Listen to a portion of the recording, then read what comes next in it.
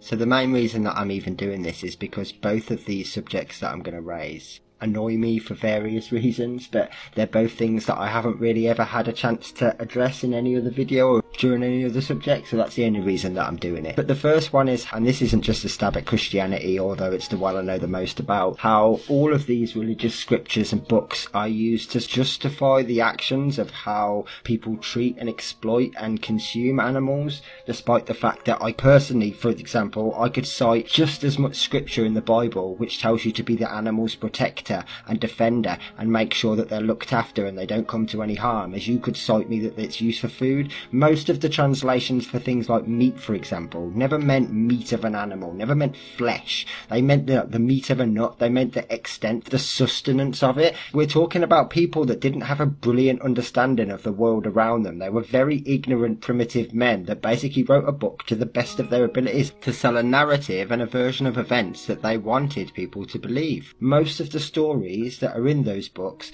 are taken from much older books. They are changed, and the names are changed, and the dates are changed, and they're made to relate to those times. However, they're not real. So of course this information isn't going to match. These people had very different ideas of how the world existed around them. Not knocking them, no, we're talking a good few thousand years ago. People didn't have access to the information, so they believed everything that was in these books. We now know better than that. That's the point I'm trying to make. If you were trying to use any one of these books, and it extends to all of them, as your moral compass or how you derive what is right and wrong, you would be a criminal in every country in the world. But basically the point is, it doesn't matter whether all the contradictions in those various books didn't exist. It doesn't matter if all the information in all of them could be 100% verified and corroborated and it was all true. It still wouldn't make it right. It still wouldn't make it morally just. It still wouldn't make the fact that we know better wrong. It still wouldn't change any of that. It wouldn't change the fact that we've moved on and we've evolved and we don't act in that barbaric way anymore.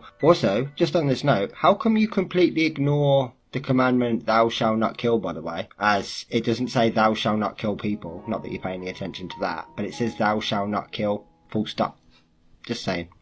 And my other sort of serious bugbear are the vegans that try and promote the creation myth as sort of backup or as further evidence for veganism, i.e. Adam and Eve were both vegan and they lived in a vegan paradise in the Garden of Eden and blah blah blah blah. This is stupid, and I don't back this at all whatsoever. I don't think this helps the cause, and I think if we're going to try and use science, as science is, to defend our points and to promote these ideas of healthy eating and everything else, then let's not completely ignore science when it's proven the Bible creation myth is just that. I don't feel comfortable doing that at all. I don't like these ideals where we change stories or create things to make them fit. I don't like that pareidolia at all. It's not fitting. It doesn't help our cause as far as I'm concerned. It not only makes us appear dishonest, but it's very easy for people to go, well, they didn't exist, so you're a liar. And I don't want that personally. I don't encourage this idea at all. As I said, I don't understand how you would use science to say, well, look, this is the number one cause of this is the number one cause of this, and then go, yes, screw that, screw what they said about that part. I'm not about that personally, and this is one of the things that I can use to reiterate when people tell me, do your homework, do your research. If you can find me something that proves that animals don't suffer,